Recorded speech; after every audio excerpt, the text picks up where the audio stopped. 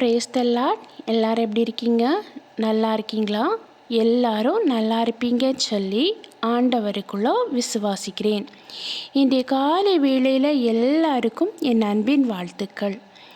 இன்னைக்கு சிந்தித்து தியானிப்பதற்காக எடுத்துக்கொள்ளப்பட்ட வேத வார்த்தை, நீங்கள் எதிர்பார்க்கிற காரியம் உடனே நடக்க போகிறது.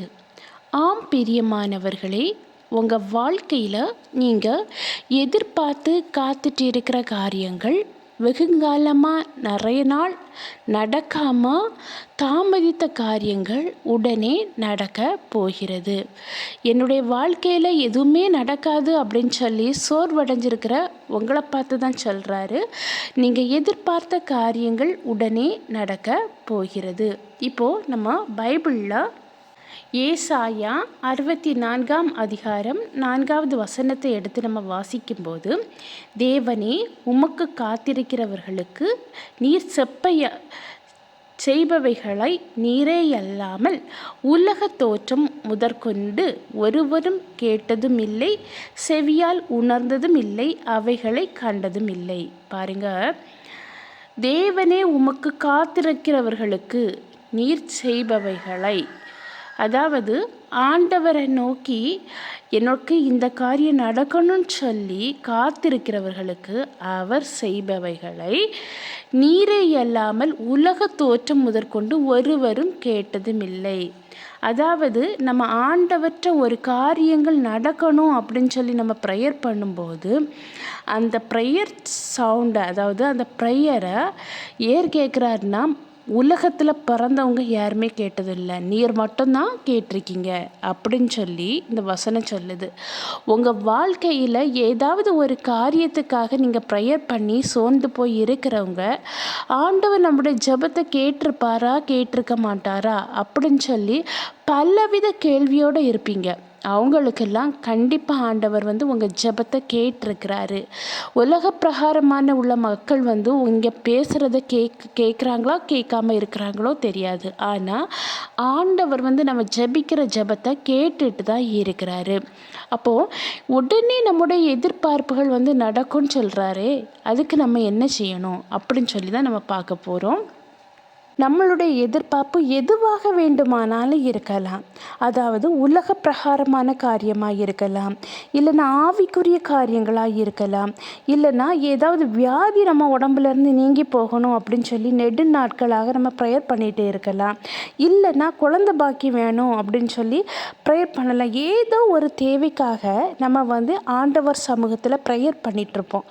ஆனால் இந்த காரியங்கள் நடக்கணும்னு ஆசை இருக்கும், ஆனால் நடக்கலை. எத்தனை வருஷமாக நான் ப்ரேயர் பண்ணிகிட்ருக்கேன், ஆனால் எனக்கு இந்த காரியம் நடக்கவே இல்லையே அப்படின்னு சொல்லி சோர்வடைஞ்சு போய் இருப்போம். அப்போது அப்படி சோர்வடைஞ்சு இருக்கிறவங்களுக்கெல்லாம் எப்படி ப்ரேயர் பண்ணணும், எப்படி ப்ரேயர் பண்ணால் உடனே அந்த காரியங்கள் நடக்கும் அப்படின்னு சொல்லி தான் இந்த வீடியோவில் நம்ம பார்க்க போகிறோம். நம்ம ஒவ்வொருவருடைய வாழ்க்கையிலையும் பார்த்திங்கன்னா எதை தொட்டாலும் தடை இருக்கும். இந்த தடை மாறணும்னு சொல்லி எத்தனையோ ப்ரேயர் பண்ணியிருப்போம். ஆனாலும் அந்த டைம் மட்டும் கொஞ்சம் ரிலாக்ஸ் ஆன மாதிரி இருக்கும், பழையபடியும் அதே மாதிரி வந்திருக்கும். தொழில் தடையாக இருக்கலாம், ஆசீர்வாத தடையாக இருக்கலாம், உடம்பு ரீதியாக உள்ள கட்டுகளாக இருக்கலாம், பாவத்தின் நிமித்தமாக உள்ள கட்டுகளாக இருக்கலாம், வியாதியாக இருக்கலாம். எதுவாக இருந்தாலும் நீங்கள் இப்படி ஜெபிச்சு பாருங்கள். எப்படின்னு சொல்லி பார்த்தீங்கன்னா, ஸ்தோத்திர பலிகளை இடுங்க ஆண்டவருக்கு. ஏன்னா ஆண்டவருக்கு ஒவ்வொரு ஸ்தோத்திரமும் பலியிடுறதுக்கு சமாதானம். நம்ம எந்த ஒரு கஷ்டம் வந்தாலும், எந்த ஒரு கடன் பிரச்சனையாக இருந்தாலும், வியாதியாக இருந்தாலும் ஆண்டவர் சமூகத்தில் நம்ம கண்ணீர் வடித்து ப்ரேயர் பண்ணுறோம்.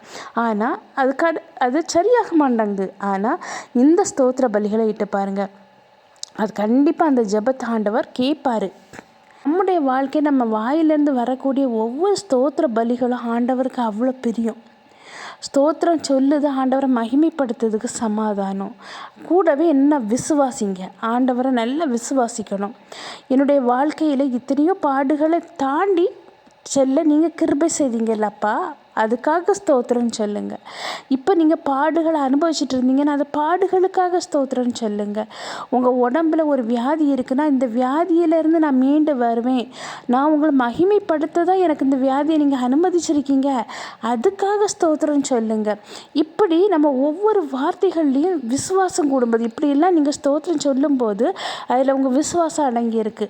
எங்கள் பாடுகளுக்காகவும் எங்களுடைய உபத்திரவங்களுக்காகவும் நீங்கள் அடிக்கப்பட்டீங்களாப்பா, அதற்காக ஸ்தோத்திரம் சொல்லுங்கள். இப்படி ஆண்டவரை நம்ம ஸ்தோத்தரிக்கும் போது, அவரை மகிமைப்படுத்தும் போது, அவரை விசுவாசிக்கும் போது நம்முடைய வாழ்க்கையிலேயே நம்ம என்ன எதிர்பார்க்கிறோமோ அந்த காரியங்கள் வெகு சீக்கிரமாகவே நடக்கும்.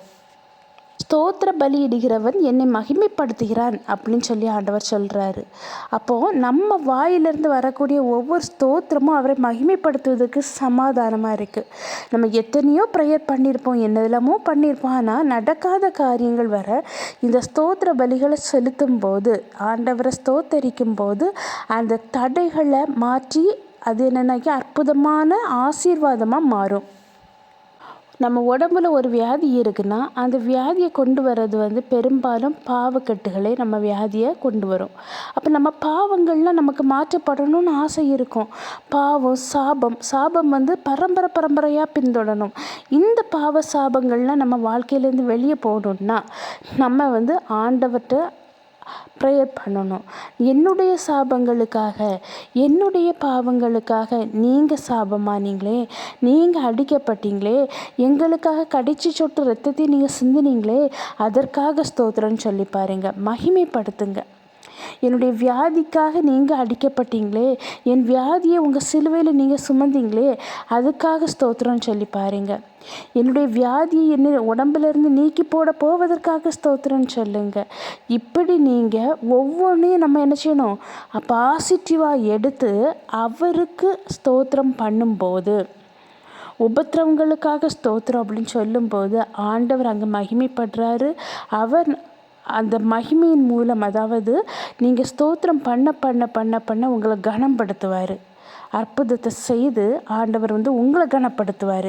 நீங்கள் ஆண்டவருக்கு ஸ்தோத்திரம் சொல்ல ஆண்டவர் மகிமைப்படுவார். அவர் நம்முடைய ஒவ்வொருவருடைய பாவங்களுக்காக அவர் கல்வாரி சிலுவையில் இரத்தத்தை சிந்தினார். எந்த ஒரு பாவமும் செய்யாத ஆண்டவர் நம்முடைய பாவங்களுக்காக முள்முடி கிரீடம் அணிவிச்சார். அதே போல் நம்முடைய ஒவ்வொருவருடைய வாயிலிருந்து வரக்கூடிய வார்த்தை, தீய வார்த்தைகளுக்காக அவர் கல்வாரி சிலுவையில் ஆணி அறைய ஒப்பு கொடுத்தாரு. இப்படி ஒவ்வொன்றா சொல்லிகிட்டே போகலாம். நம்ம செய்த பாவங்களுக்காக தான் அவர் இந்த உலகத்துக்கு கல்வாரி சிலுவையில் அறையப்பட்டு நம்முடைய பாவங்களை சுமந்து அவர் சாபமாகி அவர் இன்றைக்கும் பரிசுத்த ஆவியானவராக உலகத்தில் உலாவிட்டு இருக்கிறாரு. ஜீவன் உள்ள தேவனாக இருக்கிறாரு. நம்ம வாழ்க்கையில் இருக்கிற ஒவ்வொரு பாவ சாப கெட்டும் விலகி போகணுன்னா அவருடைய கல்வாரி சிலுவைன்றது நமக்கு தேவை.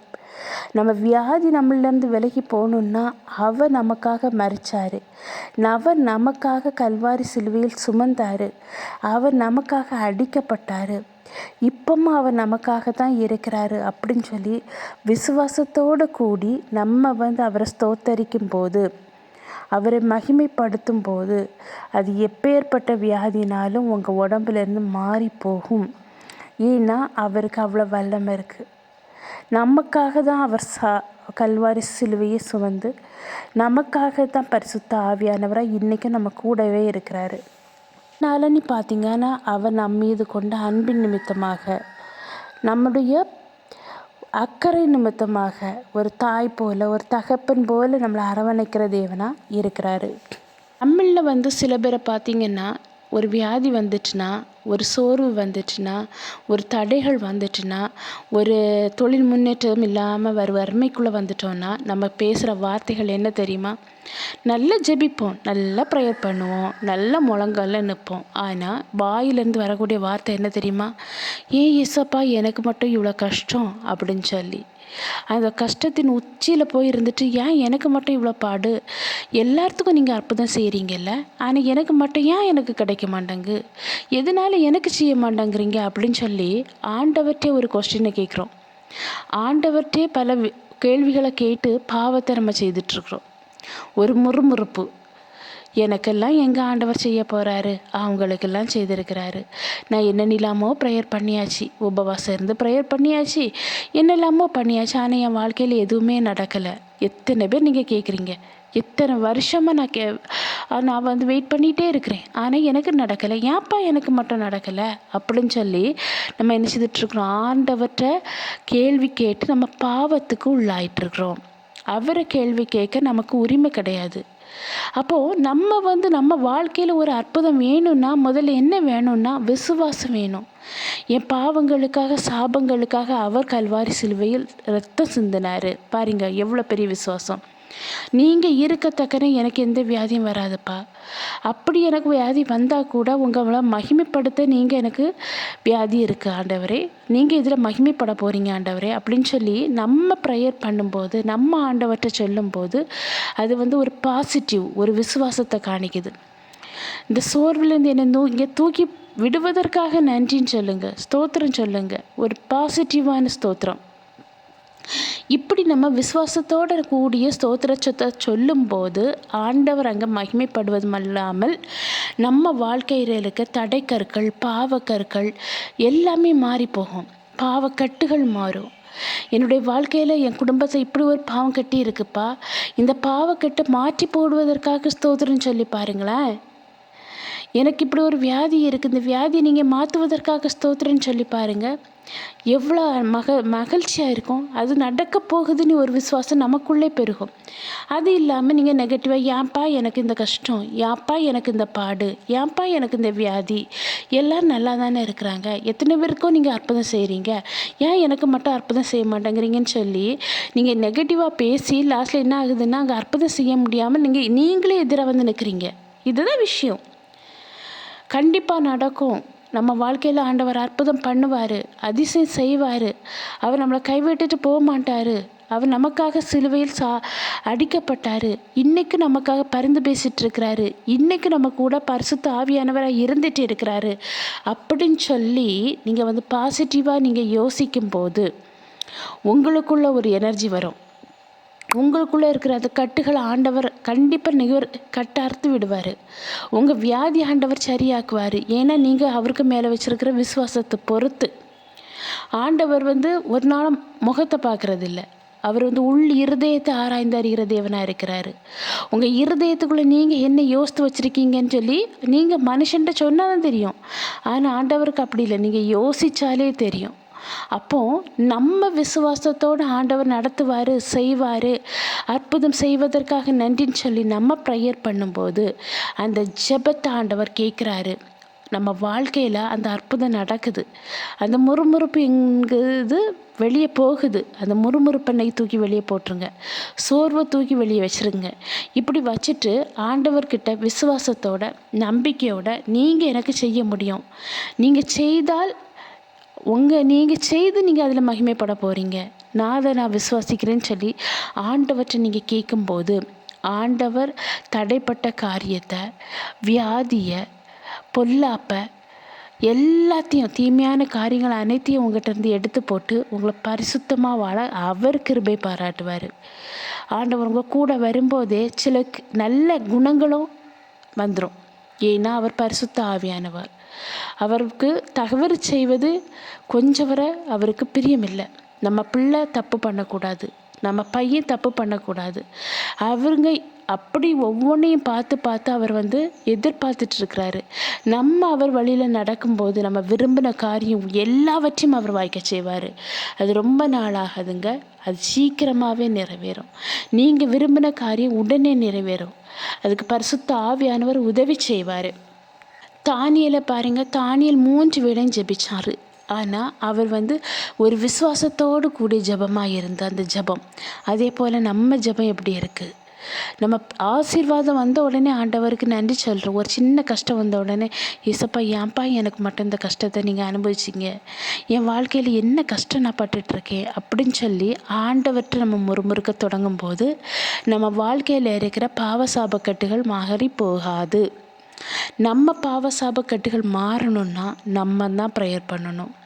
நம்ம தான் ஆண்டவர் காண்பிக்கிற வழியில் நடக்க ஒப்பு கொடுக்கணும். அப்படி நம்ம செய்யும்போது நம்முடைய வாழ்க்கையில் நம்ம எதிர்பார்க்கிற காரியங்கள் கண்டிப்பாக நிறைவேறும்.